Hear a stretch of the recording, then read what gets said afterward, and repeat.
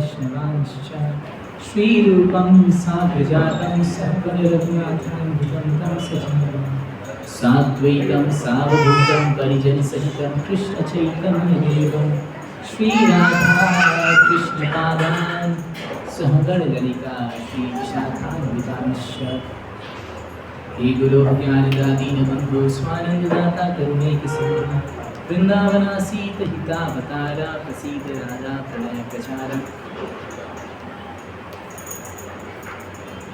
नमो विष्णुपादाय कृष्णप्रेष्ठाय भूतले श्रीमते भक्तिवेदान्त स्वामिन्निति नामिने नमस्ते सारस्वते देवे गौरवाणी प्रचारिणे निर्विशेष शून्यवादी पाश्चात्यदेशकारिणे नमो महावदन्याय कृष्णप्रेमप्रदायते कृष्णाय कृष्णचैतन्य नामिने गौरतुषे नमः नित्यानंद नमस्तुभ्यं प्रेमानंदप्रदायिने कलौ कल्मषनाशाय जाह्नवापतिते नमः हे कृष्ण करुणा सिंधो दीनबंधो जगत्पते गोपेश गोपिकाकान्त राधा कान्त नमोस्तुते तप्त कांचन गौरांगी राधे वृंदावनेश्वरी वृषभानुसुते देवी प्रणमामि हरिप्रिये वाञ्छाकल्पतरुभ्यश्च कृपासिन्धुभ्येव च पतितानां पावनेभ्यो वैष्णवेभ्यो नमो नमः। जय श्री कृष्ण चैतन्य प्रभु नित्यानंद श्री अद्वैत गदाधर श्रीवासादि गौर भक्तवृंद हरे कृष्णा कृष्णा कृष्णा हरे हरे हरे राम राम राम हरे हरे। हरे कृष्णा सभी भक्तों का स्वागत है रविवार सत्संग कार्यक्रम में। तो आज हमारे बीच में बहुत ही विशेष भक्त हैं। इस्कॉन उज्जैन से प्रभु जी आए। प्रभु जी का नाम है श्रीपाद अक्षर गोविंद प्रभु। तो प्रभु जी जो है वास्तविकता में तीर्थराज प्रयाग के वासी हैं और उसी के साथ साथ प्रभु जी ने अपनी highly education Raipur NIT Raipur से उन्होंने कंप्लीट करने के बाद इस्कॉन उज्जैन में उन्होंने ब्रह्मचारी के रूप में आश्रम ज्वाइन किया है। और अभी बड़े बड़े जो मंदिर में आप जाते हैं उज्जैन मंदिर कोई गए हैं? कौन कौन इस्कॉन उज्जैन गए? इस्कॉन उज्जैन में जो भी चीज़ आप देखते हैं कंस्ट्रक्शन वगैरह जो भी प्रोग्राम वगैरह सब प्लान प्रभु जी का मार्गदर्शन में चलता है। सो प्रभु जी बहुत रिक्वेस्ट कर रहे थे, हम लोग बिजी रहते हैं लेकिन फिर भी प्रभु जी अभी समय लेके आए हैं हमारे इधर। अभी हम सबको हरी कथा सुनाएंगे। हम प्रभु जी को हमारे सेंटर में स्वागत करेंगे। सब हाथों पर करिए और बोलिए हरे कृष्णा कृष्णा कृष्णा हरे हरे हरे राम राम राम हरे हरे। श्रीपाद अक्षर गोविंद प्रभु की जय, प्रभुपाद की जय। सब मोबाइल साइलेंट कर ले 40 मिनट के लिए कृपा करके। ध्यान से सुने, जो प्रश्न बातें पूछ लीजिए। अभी आज संडे लव इस क्लास है और अभी 2 दिनों में एक बहुत ही बढ़िया फेस्टिवल आने वाला है। कौन सा फेस्टिवल है? गौर पूर्णिमा है ना। गौर पूर्णिमा यानी कि क्या है? चैतन्य महाप्रभु की आविर्भाव तिथि, चैतन्य महाप्रभु का अपीयरेंस डे। तो भगवान श्री कृष्ण श्रीमद् भागवतम के 11वें कैंटो में है ना 11वें स्कंद में भगवान श्री कृष्ण उद्धव को उपदेश देते हैं ना, जिसको उद्धव गीता के नाम से जो कि फेमस है। तो भगवान उसमें एक चीज़ ये बताते हैं कि मेरे जितने भी उत्सव आते हैं, मेरी जितनी भी आविर्भाव तिथि आती है, जैसे जन्माष्टमी है, गौर पूर्णिमा है, इन सबको बहुत ही धूमधाम से भक्त को मनाना चाहिए, है ना। तो ये मतलब एक तरह भगवान श्री कृष्ण उद्धव को उपदेश दे रहे हैं। तो यानी कि उपदेश हमारे लिए भी कि हमारे जैसे कि हम वैष्णव कैलेंडर के अनुसार जब भी कोई उत्सव आता है ना, भगवान का उत्सव आता है, फिर किसी महान आचार्य की जैसे श्रील प्रभुपाद की आविर्भाव तिथि आती है, तिरुभाव तिथि आती है, तो उसको बहुत ही जोर शोर से मनाना चाहिए। और इससे भगवान बोलते हैं कि वो बहुत ही प्रसन्न होते हैं। अच्छा, जैसे कि मान लीजिए अगर आप अपना बर्थडे मनाते हो तो आप क्या करते हो? अपने पूरी दुनिया को तो नहीं बुलाते ना, अपने अगर बर्थडे सेलिब्रेट करते हो तो अपने खास लोगों को ही बुलाते हैं, है ना। उसी तरह से भगवान का भी बर्थडे है, भगवान का अपीयरेंस डे है। तो उसमें हमको अगर हम देखिए बर्थडे पार्टी में कौन कौन आते हैं? जो हमारे खास लोग हैं। उसी तरह से अगर हमको भगवान का खास बनना है तो हमको गौर पूर्णिमा में जरूर से जरूर आना है, ठीक है। तो अगर हम इतना करते हैं कि जो भी जैसे जन्माष्टमी है, जन्माष्टमी के दिन आप आइए, भगवान को उनका मतलब कि भगवान को विश करिए, है ना, कि भगवान मतलब कि बधाई हो आपकी जन्माष्टमी आज। भगवान चैतन्य महाप्रभु के लिए भी आपको ऐसे ही करना चाहिए। तो आप सभी लोग जो आज आए हैं उनको जरूर से जरूर प्रयास करना चाहिए कि गौर पूर्णिमा यानी कि जो चैतन्य महाप्रभु हैं, the most merciful incarnation, Chaitanya Mahaprabhu के समान दयालु कोई नहीं है। श्री नरोत्तम दास ठाकुर कहते हैं, नरोत्तम दास कहे गौरा सम केहू नाय ना भजिते देव प्रेम धन। तो चैतन्य महाप्रभु ऐसे हैं, कृष्ण भगवान कहते हैं कि सर्व धर्मान परित्यज्य मामेकम शरणं व्रज। तो भगवान श्री कृष्ण बोलते हैं सारे धर्मों को छोड़ दो और मेरी शरण ले लो। और तब जाके भगवान क्या करेंगे, अहम त्वाम सर्व पापेभ्यो मोक्षयिष्यामि मा शुचः, तब जाके मैं आपके सारे पाप को खत्म कर दूंगा। तो भगवान कृष्ण की क्या शर्त है, पहले सरेंडर करो, फिर वो क्या करेंगे, सारे पाप खत्म कर देंगे। इन चैतन्य महाप्रभु बोलते हैं ना, सरेंडर वरेंडर करने की कोई जरूरत नहीं है, क्या बस पापी तापी जथा छिलो हरि नाम उद्धारी लो। आप कितने भी पापी हो, कैसे भी हम कितने भी पतित हो, बस खाली चैतन्य महाप्रभु बोलते हैं कि हरि नाम करना शुरू कर दो, तो हरि नाम से आपको उद्धार कर देंगे। इसका प्रूफ क्या है, तार साक्षी जगाई मथाई। तो हमारे पास एक बहुत ही अच्छा अवसर है कि अभी जो फेस्टिवल आने वाला है गौर पूर्णिमा, उसमें हम पूरा का पूरा उसका हम लाभ उठाएं। कृपा सबके लिए है, अब ये देखना है कि उसको लेने के लिए कौन तैयार है। भगवान तो सब पे कृपा कर रहे हैं, है ना। तो अभी ये अभी आने वाले फेस्टिवल के बारे में था। अब हम आज का प्रवचन स्टार्ट करेंगे।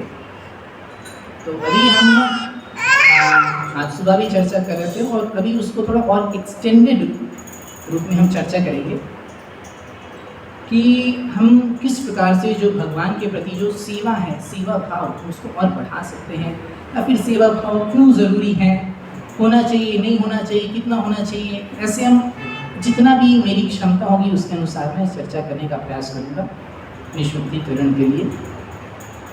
तो जैसे कि हम देख रहे हैं ऑल्टर में श्रील प्रभुपाद है, श्रील प्रभुपाद के बगल में है श्रील भक्ति सिद्धांत सरस्वती ठाकुर, है ना। तो श्रील भक्ति सिद्धांत सरस्वती ठाकुर कहा करते थे कि don't try to see God, act in such a way that God sees you. बोलते थे कि आप भगवान को देखने का प्रयास मत करो, आप ऐसा काम करो कि भगवान आपको देखे, है ना। हम आते हैं तो हमको लगता है कि हम भगवान का दर्शन कर रहे हैं। एक्चुअली ये ठीक है, एक ना से ठीक है, लेकिन हमको ऐसा सोचना चाहिए कि भगवान अपनी कृपा दृष्टि मुझ पर डालें, या फिर हम कुछ ऐसा काम करें जिससे भगवान हमको देखे, है ना। तो अगर भगवान की कृपा दृष्टि हम पे पड़ेगी तो सब कुछ ठीक हो जाएगा, है ना। भगवान की कृपा दृष्टि पड़ने से सब कुछ ठीक हो जाता है, सब कुछ अच्छा रहता है। कैसे, सिर्फ भगवान की कृपा दृष्टि पड़ने से ही ना। तो जैसे कि जब समुद्र मंथन होता है ना, तो उसमें जो है समुद्र का मंथन होता है तो उसमें से बहुत सारे रत्न आभूषण निकलते हैं, है ना। भगवान धन्वंतरी निकलते हैं, विष निकलता है, अमृत निकलता है, मोहिनी मूर्ति निकलती हैं, लक्ष्मी जी भी निकलती हैं, है।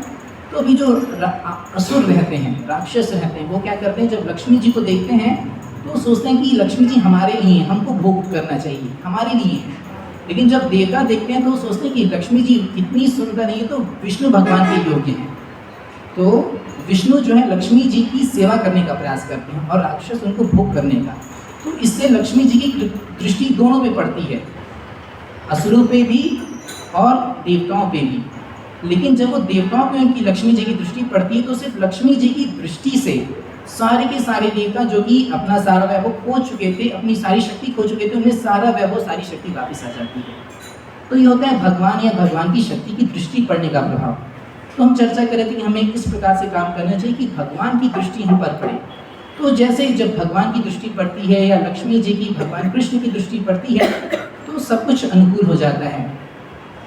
भागवतम में भी आता है पहले स्कंद में कि अर्जुन भीष्म स्तुति पहले स्कंद के 9वें अध्याय में जब भीष्मदेव अपने अंतिम समय में भगवान की स्तुति कर रहे थे तो बोलते हैं कि भगवान जब आप युद्ध क्षेत्र में थे तो आपने सिर्फ अपनी आंखों से अपोजिट साइड की जो आर्मीज थी उनकी आयु खत्म कर दी।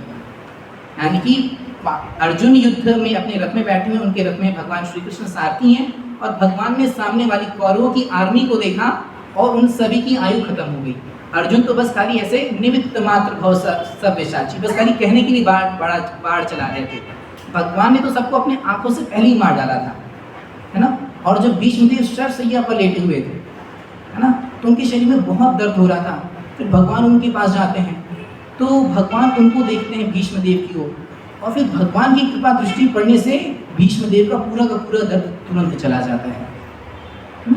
तो इस प्रकार से जब भगवान की कृपा दृष्टि पड़ती है तो हमारे जीवन में सब कुछ मंगल ही मंगल होता है ना। तो कुंती महारानी भी भगवान श्री कृष्ण से प्रार्थना करते हुए कहती है कि नेयम शोभिष्यते तत्र यथेदानीं गदाधरा त्वत्पदैरंकिता भाति स्वलक्षण विलक्षितैः इमे जनपदा स्विद्धा सुपक्व औषधि वियुधः वनाद्रि नदी उद्वन्तः किए धन्ते त वीक्षितैः। बोलती हमारा राज्य जो है इतना सुंदर, इतना समृद्धशाली है, इसमें नदियाँ इतनी अच्छे से बह रही हैं, सारे जो रिसोर्सेज हैं, पहाड़, नदी, सब कुछ एकदम अपनी फुल कैपेसिटी पे अपना रिसोर्सेज दे रहे हैं। ऐसा क्यों है? क्योंकि हे श्री कृष्ण, यहाँ पर आपके चरण चिन्ह पड़े हैं और यहाँ पर आपकी कृपा दृष्टि है। तो जब हम इस प्रकार से काम करते हैं कि कृष्ण की हम पे दृष्टि पड़े, श्री चैतन्य महाप्रभु की दृष्टि पड़े, भगवान श्री जगन्नाथ की कृपा दृष्टि पड़े, तो हमारी जिंदगी में सब मंगल ही मंगल होता है ना। हमको और कुछ एक्स्ट्रा करने की जरूरत नहीं पड़ती। इसलिए हमको प्रयास करना चाहिए कि हम किस प्रकार से सेवा कर सके जिससे हमको भगवान की कृपा दृष्टि मिले, है ना। तो इसलिए हमें भगवान की कृपा दृष्टि आकर्षित करने के लिए भगवान की सेवा करना एक बहुत ही महत्वपूर्ण अंग है या फिर बहुत प्रभावशाली तरीका है जिससे हम भगवान की सेवा, भगवान की कृपा दृष्टि आकर्षित कर सकते हैं, वह भगवान की सेवा करके। तो जैसे कि ऑल्टर में 6 गोस्वामीज भी हैं, 7 गोस्वामीज हैं श्रील जगन्नाथ दास बाबा जी के बगल में जो 6 गोस्वामी एक साथ हैं, उसमें से एक हैं प्रमुख अत्यंत हैं सनातन गोस्वामी ना। तो फिर जब सनातन गोस्वामी भगवान श्री चैतन्य महाप्रभु के पास जाते हैं, पूछते हैं कि हे भगवान, मुझे नहीं पता कि मैं कौन हूँ, मेरा क्या कर्तव्य है, मुझे क्या करना चाहिए, मुझे कुछ भी नहीं पता है। तो फिर चैतन्य महाप्रभु को सबसे पहले बेसिक इंफॉर्मेशन देते हैं। जीवेर स्वरूप है कृष्ण नित्य दास। बताते हैं जीव का स्वरूप क्या है? कृष्ण का नित्य दास। किसका दास? कृष्ण का नित्य दास। जीव जो है कृष्ण का नित्य दास है। तो दास का मतलब क्या है? नौकर, सर्वेंट, है ना। तो नौकर क्या करेगा? मालिक की सेवा करेगा। तो यानी कि हमारा जो बेसिक रिलेशन है भगवान के साथ है नित्य कृष्ण दास। हम हमेशा भगवान के दास हैं। तो हमको इस प्रकार से काम करना चाहिए कि हम जरूर किसी न किसी प्रकार से भगवान की सेवा में लगे रहें, क्योंकि हम भगवान के दास हैं। हमारी वास्तविक रूप से वही स्थिति है। और हम लोग हैं जैसे रोज़मर्रा की ज़िंदगी में हम सभी काम करते हैं, है ना। कोई ना कोई काम करते ही हैं, सब लोग काम करते हैं, है ना। अपना घर चलाने के लिए, परिवार चलाने के लिए सभी लोग काम करते हैं। लेकिन जैसे कि जब हम कंपनी में जाते हैं तो हमको 6 घंटा, 8 घंटा, 10 घंटा, 12 घंटा जैसे डिमांड है उस हिसाब से काम करना पड़ता है। उस काम के बाद हमको सैलरी मिलती है ना। तो लेकिन जैसे कि जब भी सैलरी मिल जाती है तो जो मालिक रहता है उसको हमारे प्रति कोई ग्रेटिट्यूड नहीं रखता, है ना। उसको लगता है कि हाँ भाई, ये तो पैसा दे के काम कर रहे हैं, अगर ये काम नहीं करेगा तो हम दूसरे आदमी को रख लेंगे, है ना। जैसे हम भी अपना घर बनवाएं या फिर ये कुछ बिल्डिंग करें, कुछ रिपेयर करवाएं, तो हम किसी को भी पैसा देंगे तो काम करके चला जाएगा, है ना। तो इसलिए जो ऑफिस वगैरह होते हैं वहाँ पे इमोशनल बॉन्डिंग नहीं होती, है ना। लेकिन होते ही वहाँ पे भी सेवा है। और लेकिन जब हम भगवान के प्रति करते हैं, भगवान से कुछ नहीं मांगते, है ना। अगर देखिए जैसे कि मैंने काम किया और सैलरी ले ली तो बात बराबर, लेकिन सैलरी नहीं ली तो जिसके लिए मैंने काम किया है उसके ऊपर एक ऋण बन जाएगा, डेट बन जाएगा, है ना। लेकिन अगर सैलरी नहीं ली तो, अगर सैलरी ले ली तो डेट नहीं बनेगा, नहीं लिया है तो वो आदमी सोचेगा भाई इसने मेरे लिए इतना कुछ किया है, इसके लिए मुझे कुछ करना चाहिए। उसी तरह जैसे जब हम भगवान की सेवा करते हैं, भगवान से कुछ नहीं देते तो भगवान हमारे ऋणी होते जाते हैं। तो भगवान सोचते हैं ये मेरे लिए इतना कुछ कर रहा है, मुझे भी इसके लिए कुछ तो करना चाहिए। इसलिए हमको ये प्रयास करना चाहिए कि हम किस प्रकार से भगवान की सेवा करें, क्योंकि जब हम भगवान की सेवा करेंगे तो भगवान भी पलट के हमारे लिए कुछ ना कुछ, है ना, वो किसी न किसी प्रकार से वो भगवान अपना आदान प्रदान करते हैं। क्योंकि भगवान को किसी का लोन लेके रहना अच्छा नहीं लगता। किसी के ऊपर भी लोन रहेगा अच्छा लगेगा क्या? नहीं, तो भगवान को भी नहीं अच्छा लगता। तो भगवान भी अपनी उनके ऊपर जो लोन चल जाता है हम सेवा की, उसको भगवान अपनी कृपा के रूप में किसी न किसी प्रकार से हमको देते हैं। और वास्तव में हम हैं भगवान के अंश ही। भगवान कृष्ण भगवद गीता में बताते हैं ममैवांशो जीवलोके जीवभूता सनातनः, कि जो जीव है वो भगवान का अंश ही है। जैसे ये हाथ है, ये हाथ मेरे शरीर का अंश है, तो हाथ क्या करेगा? मेरे शरीर की सेवा करेगा, है ना। उसी तरीके से हम भगवान के अंश हैं। तो हमको भगवान की सेवा करनी है। और ये सेवा कोई कितना कर पाएगा, ये कैसे डिपेंड करता है कि जैसे सबके पास 2 हाथ है, 2 पैर है, 2 है ना, सबके पास उतनी फैसिलिटीज़ हैं, लेकिन सेवा कौन ज़्यादा करता है? जिसके पास जितना ज़्यादा क्या रहता है, सेवा कौन ज़्यादा करता है?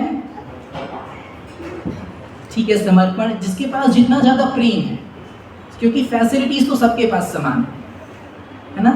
तो एक्चुअली तो एक पैरामीटर हम चेक कर सकते हैं कि हमको भगवान के साथ कितना प्रेम है। ये जो प्रेम है ये लिप सर्विस नहीं है, आई लव यू, ये लिप सर्विस नहीं कि मुंह से बोल दिया बात खत्म हो गया, ऐसा नहीं है। प्रेम का मतलब होता है सेवा, है ना।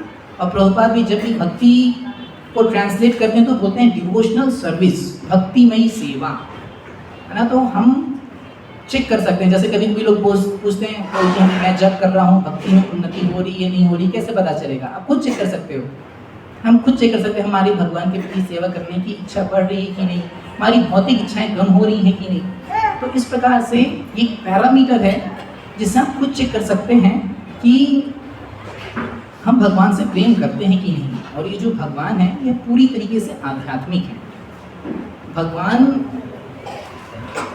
भगवान अपनी सेवा करने पर ही रिवील करते हैं, ऐसा हम सुबह चर्चा भी किए थे। इसके लिए भक्ति रसामृत सिंधु में एक श्लोक भी आता है, अतः श्री कृष्ण नामादि न भवेत् ग्राह्यम् इंद्रियः सेवोन्मुखे ही जिह्वादो स्वयं एव स्फुरत्यदः।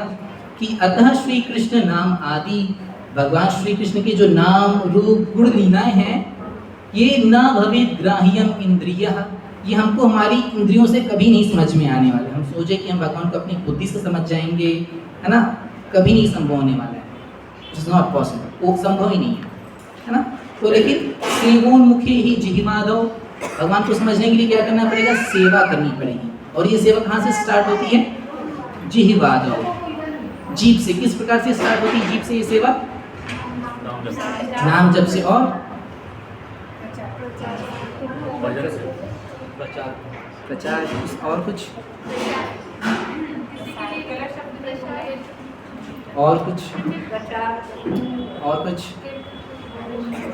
और कुछ,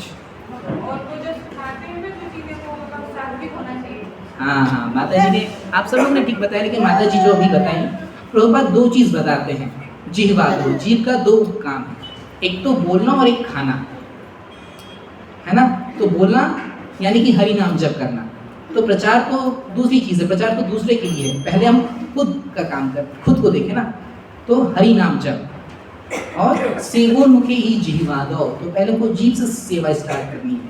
और उसके लिए हमको क्या करना है? हमको प्रयास करना चाहिए कि हम ज़्यादा से ज़्यादा, नहीं तो मिनिमम एटलीस्ट 16 माला करें। नहीं तो आप जितना भी करते हैं उसको एक फिक्स कर लीजिए, 8, 6 जितना भी करते हैं, एक फिक्स नंबर ऑफ राउंड्स करने चाहिए। और प्रयास करना चाहिए कि हम कृष्ण के प्रसाद को लें।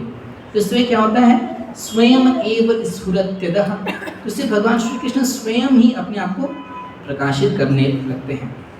तो भगवान जो वेदों के माध्यम से नहीं जाने जाते, वेदेषु दुर्लभम अदुर्लभम आत्मभक्तौ, तो भगवान वेदों के माध्यम से नहीं जाते, लेकिन जो भगवान की सेवा करना चालू कर देता है, भगवान उसके माध्यम से भगवान उसको किसी न किसी प्रकार से अपने आप को रिवील करना चालू कर देते हैं। और श्रीमद् भागवतम में नैमिषारण्य में जब शौनकादि ऋषि सूत गोस्वामी से पूछते हैं कि किसी भी व्यक्ति के लिए, किसी भी जीवात्मा के लिए सबसे बड़ा धर्म क्या है, तो आप में से कोई बताएगा कि सबसे बड़ा धर्म क्या है? भागवतम में आज आप लोग का भी फर्स्ट कैंटो 18th चैप्टर चल रहा है शायद, तो ये पहले ही आ चुका है। फर्स्ट कैंटो 2nd चैप्टर की बात है। उसमें एक क्वेश्चन पूछते हैं शौनकादि ऋषि कि मानव के लिए सबसे बड़ा धर्म क्या है? किसी भी व्यक्ति के लिए सबसे बड़ा, किसी भी जीव के लिए सबसे बड़ा धर्म क्या है? परोपकार, सेवा। ठीक है, एक्चुअली हाँ, सेवा, लेकिन भक्ति में ही सेवा बोलते हैं। सवै पुंसा परो धर्मो यतो भक्ति अधोक्षजे अहेतुकी अप्रतिहता ययात्मा सुप्रसिद्धति स वै पुंसा परो धर्मो। व्यक्ति के लिए सबसे बड़ा धर्म क्या है? यतो भक्तिर अधोक्षजे, अधोक्षज यानी भगवान श्री कृष्ण या विष्णु, भगवान विष्णु की भक्ति करना, भक्ति यानी भक्ति नहीं सेवा करना ही व्यक्ति का जो सबसे बड़ा धर्म है ना। और ये सेवा कैसी होनी चाहिए? अहेतु की अप्रतिहता यज्ञात्मा सुप्रसिद्धति, अहेतु की होनी चाहिए, उसमें हमारा कोई हेतु नहीं होना चाहिए, अपनी कोई इच्छा नहीं होनी चाहिए, और अप्रतिहता कंटिन्यूअस होनी चाहिए। ये नहीं कि एक दिन मंगला आरतियाँ आ गई, एक दिन 16 माला कर दिया तो काम खत्म, ऐसा नहीं है। कंटिन्यूअस होनी चाहिए, अनइंटरप्टेड होनी चाहिए, है ना। तो ये जो सेवा है, ये हमको जो भी सेवा मिले उसको बहुत ही ध्यानपूर्वक करनी चाहिए। इसके लिए हम एक एग्जाम्पल लेंगे, श्री श्यामानंद प्रभु, है ना। श्यामानंद प्रभु बहुत ही महत्वपूर्ण आचार्य हैं। ये 6 गोस्वामीज में से एक हैं जीव गोस्वामी, उनके 3 शिक्षा डिसाइपल्स थे, उनमें से एक थे श्यामानंद प्रभु। तो जो श्यामानंद प्रभु हैं, इनके गुरु थे हृदय चैतन्य प्रभु। तो इन्होंने इनको वृंदावन में श्रील जीव गोस्वामी से शिक्षा लेने के लिए भेजा था, है ना, कि आप जाओ वहाँ पे भक्ति की और ज़्यादा, भक्ति के शास्त्रों को और अच्छे से सीखो। तो ये वृंदावन में आए थे और इनको एक सेवा दी गई थी। इनको सेवा मिली थी कि आपको सेवा कुंज में डेली क्या करना है? झाड़ू लगानी है। तो अगर हम में से किसी को जैसे मंदिर में झाड़ू लगाने की सेवा मिले तो कैसा लगेगा? बोलेगा भाई हम इतने बड़े पढ़े लिखे आदमी हैं, हम अपने कंपनी में मैनेजर हैं, या फिर मैं बीटेक करके हूँ, IIT से हूँ, NITN हूँ, MBA हूँ, ये हूँ वो हूँ, 10 तरह की डिग्रीज हैं मेरे पास, और मैं मंदिर में झाड़ू लगाऊँ, तो हमको ऐसा लग सकता है। लेकिन ये जो आचार्य है श्री श्यामानंद प्रभु, इनको क्या सेवा मिली कि आपको सेवा कुंज में क्या करना है? झाड़ू लगाना है। तो डेली सेवा कुंज में झाड़ू लगाया करते थे, डेली कंटिन्यूअसली सालों साल झाड़ू लगाया करते थे। तो एक दिन क्या हुआ कि जब वो झाड़ू लगा रहे थे तो उनको एक नुपुर यानी कि पायल उनको मिली सेवा कुंज में। तो वो देख के मतलब उनको लगा कि ये कुछ तो अलौकिक है, कि इस दुनिया की है ही नहीं, मतलब इतनी सुंदर पायल ऐसा संभव ही नहीं कि इस दुनिया में हो। तो उसको अपने पास रख लिए और फिर अपना झाड़ू लगाने का काम आगे कर दिए। और फिर झाड़ू लगा रहे थे तभी एक जो बूढ़ी स्त्री है वो आती है और बोलती है कि यहाँ पे तुमने कोई पायल देखी है क्या? तो बोलते हैं हाँ मैंने देखी तो है। तो बोलते हैं वो मुझको दे दो, वो मेरी बहू की है, वो आई थी यहाँ पे और हो सकता है वो बहुत ही मतलब कि लापरवाह है, गलती से उससे छूट गई होगी, तो मुझको दे दो। तो बोलते हैं ठीक है मैं आपको दे दूँगा, लेकिन मैं मानूँ कैसे आपकी है? तो बोलते हैं कि मैं आपको ये नहीं दे सकता और आप मुझको ये बताएं कि आप वास्तव में कौन हैं। तो बोलती हैं जो बूढ़ी स्त्री रहती है, बोलते हैं अगर मैं आपको अपना वास्तव रूप दिखाऊंगी तो आप देख ही नहीं पाओगे कि आप मैं कौन हूँ। तो फिर बोलते हैं ठीक है तो आप ही कृपा करके अपना रूप दिखा दीजिए। तो फिर उनको वहीं सेवा कुंज में एक थोड़ा साइड में ले जाती हैं और उनको अपना जो वास्तविक स्वरूप रहता है, अपना वास्तविक स्वरूप दिखाती हैं। और वो रहती ललिता देवी, भगवान श्री कृष्ण की सखी कौन? ललिता देवी, है ना। तो फिर वो जो है ललिता देवी जो रहती हैं, फिर श्यामानंद प्रभु को क्या करती हैं, उनको भी उनका आध्यात्मिक शरीर दे देती हैं और उनको गोलोक वृंदावन धाम में लेके जाती हैं। उनका शरीर यहीं पे रहता है, उनकी आत्मा को लेके वो भगवान के धाम गोलोक वृंदावन लेके चली जाती हैं। और फिर बोलती हैं ये पायल है, आप ये राधा रानी को पहना दो। तो वो जो अपने आध्यात्मिक शरीर में गोपी के रूप में वो पायल जो है राधा रानी को पहना देते हैं। और फिर राधा रानी भी जो है अपने चरण जो है इनके सिर पे रख देती हैं और फिर वो उसके बाद उनके सिर पे निशान हो जाता है, एक विशेष प्रकार का तिलक बन जाता है। और फिर उनको नाम दे देती हैं, ये श्यामानंद प्रभु का पहले नाम था दुखी कृष्णदास। और फिर बोल देती हैं आज से तुम्हारा नाम क्या होगा? श्यामानंद दास। श्यामा यानी राधा रानी। तो श्यामा को तुमने आनंद दिया है अपनी सेवा से, इसलिए तुम्हारा नाम क्या होगा? श्यामानंद दास। तो इस प्रकार से मतलब फिर ये वापस अपने शरीर में आते हैं और इनका नाम बदल जाता है, दुखी कृष्णदास से हो जाते हैं श्यामानंद प्रभु हो जाते हैं। और इनका जो तिलक रहता है वो भी बदल जाता है। तो उसके बाद एक अलग कंट्रोवर्सी हो जाती है कि श्यामानंद प्रभु ने अपना जो है संप्रदाय बदल दिया है, तो उसमें हम नहीं डिस्कस करेंगे। लेकिन फैक्ट हम यहाँ पे डिस्कस करना चाहते हैं कि सेवा कोई भी हो, चाहे वो झाड़ू लगाने की ही सेवा हो, है ना, उसको हमको बहुत ही ध्यानपूर्वक करनी चाहिए ना।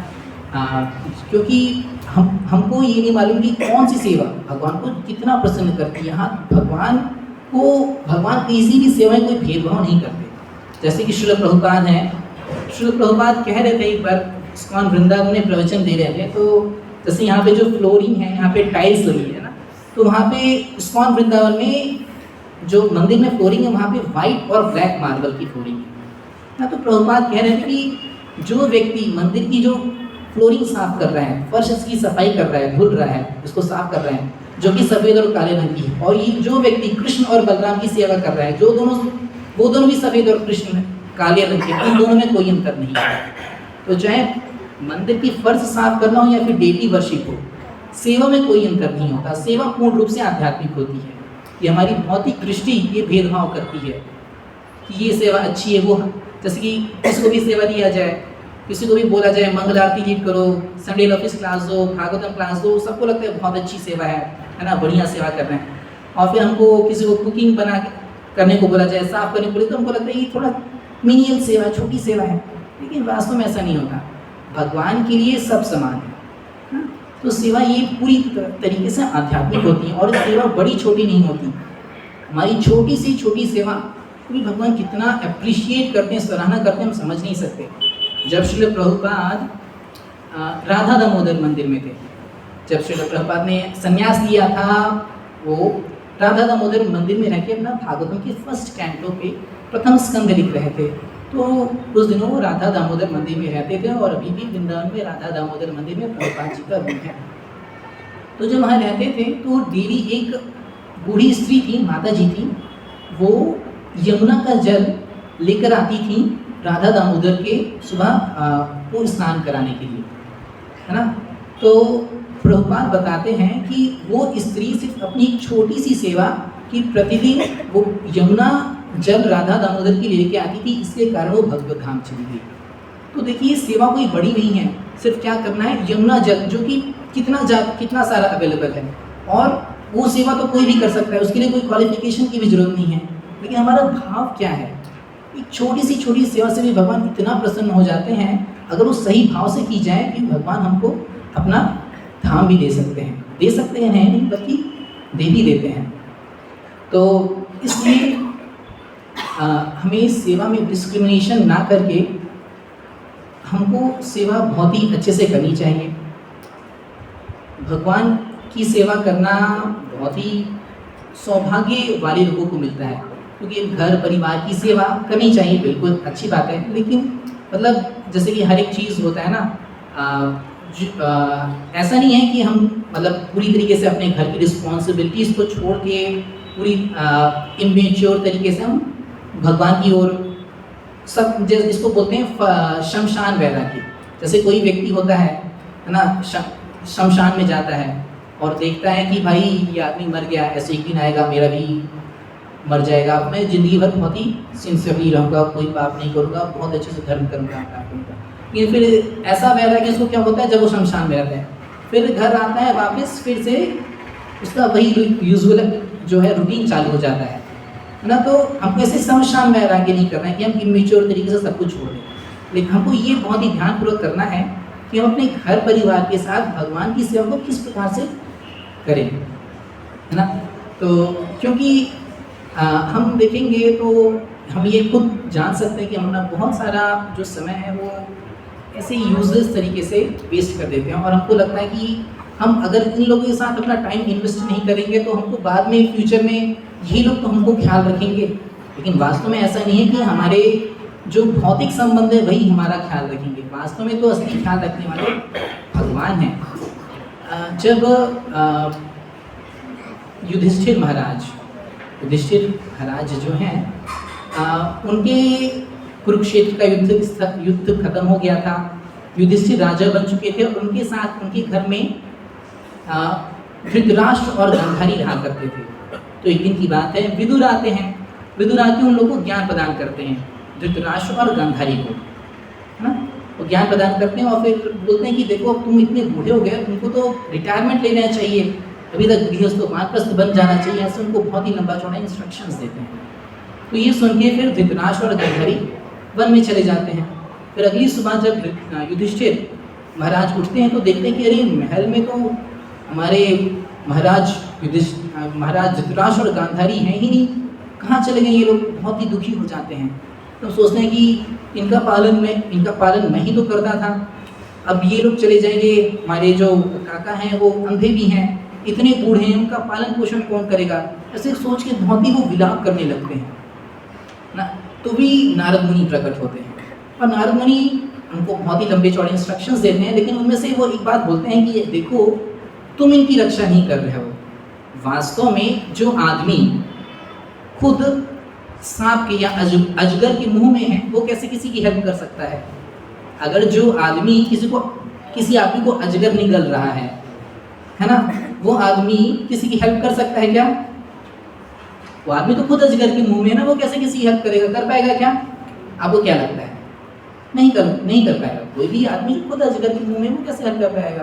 तो बोलते हैं उसी तरीके से सब लोग समय रूपी अजगर के मुंह में हैं। तो हमको लगता है कि बस हम इनकी हेल्प कर रहे हैं, वास्तव में हम हेल्प नहीं कर रहे हैं। भगवान किसी न किसी के माध्यम से हेल्प करवाना रहता है तो करवा देते हैं, है ना। तो अल्टीमेटली तो भगवान ही सब कुछ करने वाले हैं, है ना। बस खाली हमको लगता है कि देहा पत्ते करत्रादीशु आत्मस्वनीशु असत्सुपी तेसाम प्रमत्तम निधनम पश्यन्नपि न पश्यति, कि हमको लगता है कि हमारे जो देह हैं, हमारे जो शरीर संबंधी हैं, वही लोग हमको बचा पाएंगे। नहीं, वास्तव में भगवान बचाते हैं। तो इसलिए भगवान की सेवा उसको नहीं छोड़ना चाहिए, लेकिन इसके लिए अपनी फैमिली ड्यूटीज़ को भी नहीं छोड़ना चाहिए। उसके लिए एक बैलेंस है, वो करके चलना चाहिए। तो इस प्रकार से हमको अपनी जो सेवाएं हैं उनको अच्छे प्रकार से करना चाहिए और मंदिर में आते रहना चाहिए।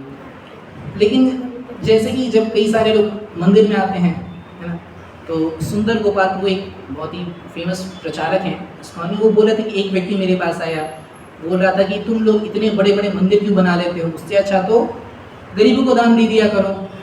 यहाँ पे क्यों भगवान को बिना मतलब ये 6 बार भोग लगता है, आरती होती है, क्या होता है भगवान को इतनी महंगी ड्रेस पहना के, इतने बड़े बड़े मंदिर बना के क्या होता है। तो बोले कि देखो ये मंदिर एक ऐसी जगह है कि जहाँ पे आके ही तुमको भगवान की याद आ गई। बाहर से ही तुम देखो, तुमको भगवान की याद आ गई। अब तुम अंदर जाओगे तो तुम्हारे अंदर कितना परिवर्तन आएगा वो कौन जानता है। उन्होंने बताया कि जब आदमी नशा करता है तब उसको भगवान की, गरीबों की याद नहीं आती। जब आदमी अभी बोल रहे हैं कि मंदिर क्यों बनाते हो, इतना खर्चा क्यों करते हो, जब आदमी नशा करता है तब उसको भगवान की, गरीबों की याद नहीं आती कि इतना पैसा। भारत में मैं ऐसा डेटा देख रहा था, एक डेटा है जिसके अनुसार करीब 1,77,340 करोड़ 1,77,340 करोड़ रुपए का जो तंबाकू है ना, या स्मोकिंग है, वो एनुअली इतना उसकी खपत होती है, इतने रुपए का 1,77,340 करोड़। अगर इतना रुपए गरीबों की सेवा में लग जाए तो एक मंदिर चल रहा है तो उससे लोगों को लगता है कि भाई भगवान की सेवा क्यों हो रही है ना। तो और ये 2017-18 का डेटा है, अभी 25-26 चल रहा है ना, तो अभी तो और भी ज़्यादा डेटा हो गया होगा। तो इसलिए मतलब कि लोग अपने आलतू फालतू आर्ग्यूमेंट्स देते हैं कि क्यों भगवान की सेवा नहीं करनी चाहिए, अपना सोशल सर्विस को प्रमोट करते हैं। लेकिन देखा जाए तो हम बहुत जगह पर अपने पैसे को ऐसे यूजलेसली वेस्ट कर रहे हैं, जहाँ से अगर हम उसको सही प्रकार से चाहें तो उससे हम बहुत ही ज़्यादा प्रोडक्टिव चीज़ कर सकते हैं, है ना। तो अभी जैसे हम लोग यहाँ पे हॉल में बैठे हुए हैं और वहाँ पे हमारे पीछे यशोदा दामोदर है ना, यशोदा और दामोदर है। तो ये भगवान श्री कृष्ण यशोदा मैया से बंधने को तैयार हो गए। क्यों? क्योंकि वो बहुत ही मेहनत कर रही थी, बहुत ही उनको सेवा, मतलब कि सेवा भाव से बांधने का प्रयास करती। जब वो देखे कि इतना बांधना चाहती हैं, तब जाके भगवान बंधना स्वीकार हो गए। उसी प्रकार से हो सकता है हमारी जो सेवा है वो एक बार में सफल नहीं हो, लेकिन हम कंटिन्यूअसली बेसिस पे करते रहते हैं तो फिर जो है भगवान बंधना स्वीकार करते हैं। और जैसे कृष्ण बलराम इसको हैं, यहाँ पे कृष्ण बलराम है, लेकिन उज्जैन में भगवान कृष्ण, बलराम और सुदामा पढ़ने के लिए आए थे गुरु सांदीपनी मुनि से। तो एक दिन की बात है, उनको सांदीपनी मुनि बोलते हैं कि आपको जाना है, क्या करके लाना है, सुदामा और कृष्ण से लकड़ी तोड़ कर लाना है ना।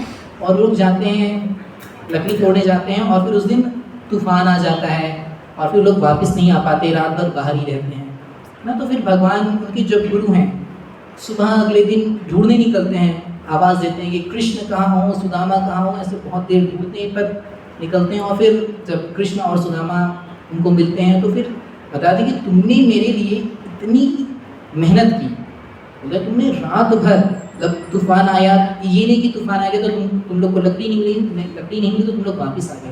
बोले किसी भी व्यक्ति को अपना शरीर बहुत प्यारा होता है, लेकिन तुम लोगों ने अपने शरीर के कंफर्ट को, अपने शरीर को, आराम को कॉम्प्रोमाइज़ करके मेरी सेवा की है। इसलिए मैं तुमको आशीर्वाद देता हूँ कि तुमको सारा ज्ञान पूर्ण रूप से बहुत ही जल्दी प्रकाशित हो जाएगा। वैसे भगवान तो सब कुछ जानने वाले, उनको कुछ ज्ञान की जरूरत नहीं है, लेकिन फिर भी उन्होंने अपनी गुरु की सेवा करके कितना उनको प्रसन्न किया कि पूरा पूरा ज्ञान उनको तुरंत ही प्रकाशित हो गया। तो वास्तव में जो ज्ञान है ना, वो सेवा के माध्यम से ही प्रकाशित होता है ना। इस प्रकार से हम देखते हैं कि ये सेवा ही है जिसके माध्यम से जो है रियलाइजेशंस आते हैं ना। ये थियोरेटिकल नॉलेज और ज्ञानम विज्ञानम सहितम, भगवान कृष्ण बोलते हैं जो भगवद गीता है वो ज्ञान और विज्ञान दोनों के साथ युक्त है। ज्ञान मतलब थियोरेटिकल नॉलेज और विज्ञान मतलब प्रैक्टिकल नॉलेज। और ये जो प्रैक्टिकल नॉलेज कैसे होता है, वो भगवान की सेवा करने से होता है। लेकिन अभी सेवा करने से हमारे मिसकंसेप्शन ये नहीं होना चाहिए कि सेवा करना मतलब सिर्फ मंदिर में आके मान लो झाड़ू करना, पोछा करना, यही सब सेवा है। नहीं, भगवान की बहुत तरीके की सेवा होती है, जैसे कि नवधा भक्ति होती है। नवधा भक्ति क्या होती है, किसी को पता है? भगवान की भक्ति जो 9 तरह से होती है वो क्या होती है, पता है? नवधा भक्ति, हाँ बोलिए प्रोजी। हाँ, श्रवण, जैसे भक्ति का एक अंग है श्रवण। जैसे आप लोग अभी बैठ के सुन रहे हैं, है ना, तो ये सुनना भी भगवान की क्या है, सेवा है। उसके बाद कीर्तनम, जैसे कोई बोल रहा है, मैं बोल रहा हूँ, तो ये भी सेवा है ना। और हाँ, पाद सेवनम, दास्य, अर्चन, स्मरण, दास्य, साख्यम, आत्मनि। किसी को श्लोक है याद है ये पूरा आप में से? प्रहलाद महाराज कहते हैं श्रवणम कीर्तनम विष्णु स्मरणम पाद सेवनम अर्चनम वंदनम दास्यम साख्यम आत्मनिवेदनम। तो ये जो 9धा भक्ति हैं, ये सभी भगवान की सेवा के अंग हैं, है ना। तो ऐसा नहीं कि सिर्फ हम फिजिकल सेवा ही सेवा होती है ना। भगवान के बारे में हमको सुनने का भी प्रयास करना चाहिए, क्योंकि हम जितना किसी व्यक्ति को जानते हैं उतना उसके प्रति आकर्षण हमारे अंदर उत्पन्न होते हैं। जैसे रुक्मिणी जी ने भगवान कृष्ण को कभी देखा नहीं था अपने विवाह के पहले, लेकिन सिर्फ उनके घर में जो पुरोहित आते थे वो भगवान कृष्ण की कथाएं सुनाते थे। उनके घर में जो ब्राह्मण आते थे वो कहानी सुनाया करते थे भगवान कृष्ण की लीलाएं। उससे सुन के वो इतना आकर्षित हो गई कि उन्होंने भगवान को एक पत्र लिख दिया, बोली कि मुझे विवाह करना है तो आप ही से करना है, अगर आप नहीं विवाह करोगे मेरे साथ तो मैं जितना जन्म मुझको लगेगा उतना जन्म मैं तपस्या करती रहूंगी, लेकिन मैं किसी और के साथ अपनी शादी नहीं करूंगी ना। तो भगवान के बारे में सुनना, भगवान के प्रति ये अटैचमेंट बढ़ाना बहुत ही जरूरी है। उसके लिए भगवान के बारे में सुनना भी चाहिए, है ना। और कीर्तनम, उनके बारे में बोलना भी चाहिए, है ना। तो एक्चुअली ये अलग अलग 9धा भक्ति है, इसके अपने अपने आचार हैं। जैसे कि श्रवणम, सुन के कौन सिद्धि प्राप्त किया? परीक्षित महाराज, उन्होंने पूरी भागवतम सुनी। कीर्तनम के लिए कौन है? शुकदेव गोस्वामी, उन्होंने पूरी भागवतम सुनाई, है ना। स्मरण कौन हमेशा भगवान का स्मरण करता रहता था हमेशा? प्रहलाद महाराज, है ना। स्मरणम, पाद सेवनम कौन? भगवान के चरणों को सेवा कौन हमेशा करता रहता है? लक्ष्मी देवी, है ना। तो एक्चुअली पाद सेवन यानी कि भगवान के चरण कमलों की सेवा, प्लस साथ ही भक्तों की सेवा भी भगवान के पाद सेवनम में आती है, और मंदिर की साफ सफाई भी भगवान के पाद सेवनम में ही आती है। पाद सेवनम, अर्चन कौन? अर्चन के लिए पृथु महाराज। वंदनम, अक्रूर, अक्रूर अर्चनम वंदनम दास्यम, दास्यम में कौन है बहुत ही फेमस? हनुमान जी। साख्यम कौन? साख्य अर्जुन। हाँ? आत्मनिवेदनम यानी फुल सरेंडर किसने किया था? बलि महाराज। तो इस तरह से ये भक्ति के 9 अंग हैं। तो इस प्रकार से हम अपने इन विभिन्न माध्यमों से अपनी जो इंद्रियां हैं उनको भगवान की सेवा में लगा सकते हैं। जैसे कि एक अम्बरीश महाराज आते हैं, वो ये जो नवधा भक्ति है वो सारे अंगों को एक साथ करते थे। इसके लिए भागवत में बहुत ही सुंदर उनके बारे में श्लोक आता है, सवै मनः कृष्ण पदारविंदो वाचांसि वैकुंठ पुराणवर्णने करौ हरे मंदिर मार्जनादिषु श्रुतिम चकाराच्युत सत्कथोदये। बोलते हैं कि महाराज अम्बरीश हैं, उनका सवै मनः कृष्ण पदारविंदयो, उनका जो मन हमेशा कहाँ पे लगा रहता था? कृष्ण भगवान के चरण कमलों में, है ना। सवै मनः कृष्ण पदारविंदयो वाचांसि वैकुंठ गुणानुवर्णने, वाणी से क्या करते थे? भगवान विष्णु का हमेशा ग्लोरिफिकेशन करते रहते थे, है ना। और करौ हरेर मंदिर मार्जनादिषु, हाथ से मंदिर की सफाई किया करते थे। श्रुतिम चकाराच्युत सत्कथोदय, कान से भगवान के बारे में कथाएं सुनते रहते थे। मुकुंद लिंगालय दर्शनी दृशो, आंखों से भगवान के दर्शन हमेशा करते रहते थे, है ना। तद्भृत्य गात्र स्पर्शे अंग संगमम, और अपने जो शरीर है उसको भक्तों की सेवा में लगाते थे। घ्राणम च तत्पाद सरोज सौरभे, नाक से तुलसी की सुगंध लिया करते थे जो भगवान को अर्पित की गई है ना। श्रीमत् तुलस्या रसना तदर्पिते पादौ हरे क्षेत्र पदानुसर्पणे शिरो ऋषिकेश पदाभिवंदने, अपने पैरों से जहाँ जहाँ भी भगवान के धाम है वहाँ जाते थे और अपने सिर को भगवान के सामने झुकाने के लिए इस्तेमाल करते थे। और कामम च दासी न तु काम काम्या यथा यथोत्तम श्लोक जनाश्रिया रति, तो इस प्रकार से उन्होंने अपनी पूरे के पूरे शरीर को, पूरे के पूरे अपनी इच्छाओं को भगवान की सेवा में लगा दिया था।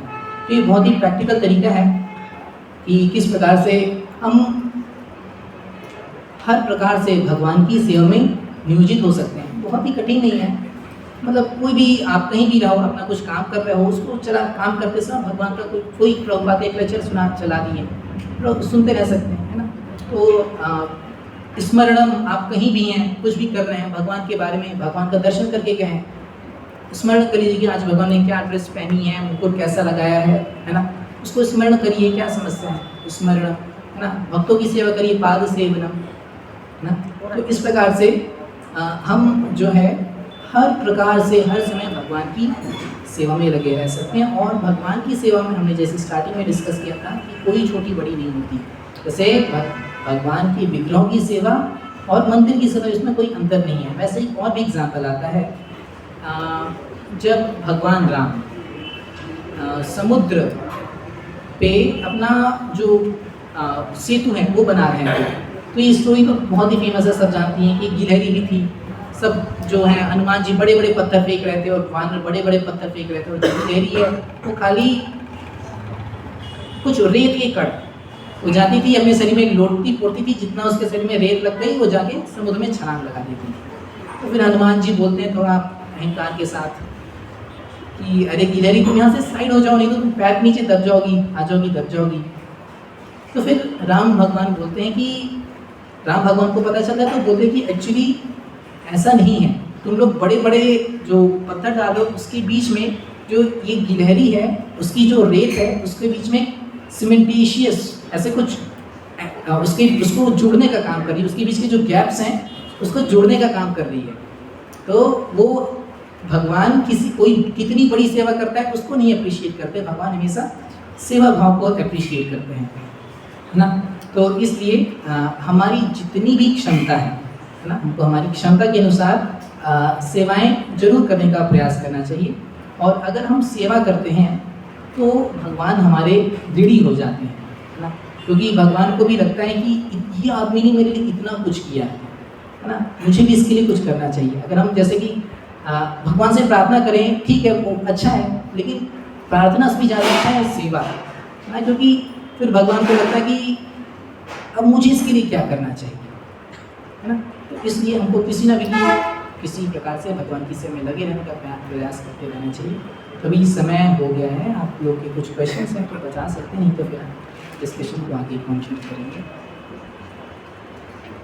भक्तों का कोई प्रश्न है तो बता सकते हैं, पूछ सकते हो। जिज्ञासा है आप लोगों को?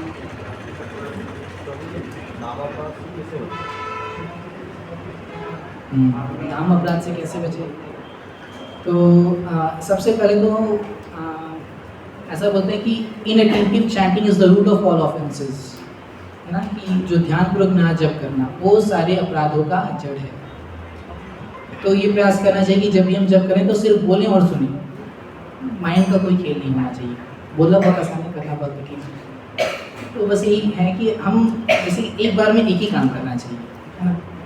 हम क्या करते हैं कि जब एक हाथ से जप कर रहे हैं, एक हाथ से टीवी का चैनल चेंज कर, एक हाथ से व्हाट्सएप का मैसेज का रिप्लाई कर रहे हैं। तो ऐसे में क्या है कि व्यवसायत्मिका बुद्धि समाधौ न विधीयते, है ना। तो इस प्रकार से अगर हमारी जब बुद्धि मल्टी ब्रांच रहती है तो फिर हम फोकस नहीं कर पाते। तो एक काम में इसको चैंटिंग को प्रायोरिटाइज करते हो, स्पेशली सुबह में करेंगे तो आपका बेस्ट चैंटिंग होगी और भक्तों के संग में।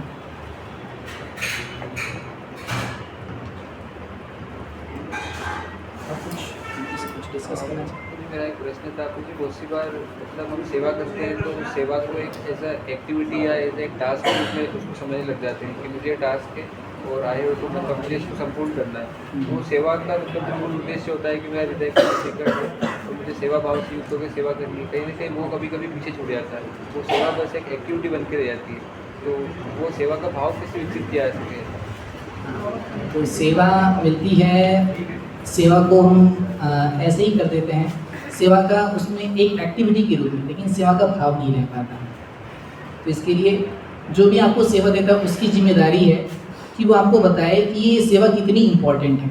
जैसे कि मान लीजिए मंदिर की साफ सफाई, ये एक सेवा है, लेकिन जिसने आपको मंदिर की साफ सफाई की सेवा दी ना, अगर आपको बताएं कि ये सेवा कितनी इम्पोर्टेंट है, कितनी इम्पोर्टेंट है, खुद चैतन्य महाप्रभु ने मंदिर की साफ सफाई की थी, और कितनी इम्पोर्टेंट है कि जैसे कि भगवान श्री कृष्ण है ना, भगवान कृष्ण की सेवा के लिए बलराम जी अपने विस्तार करते हैं।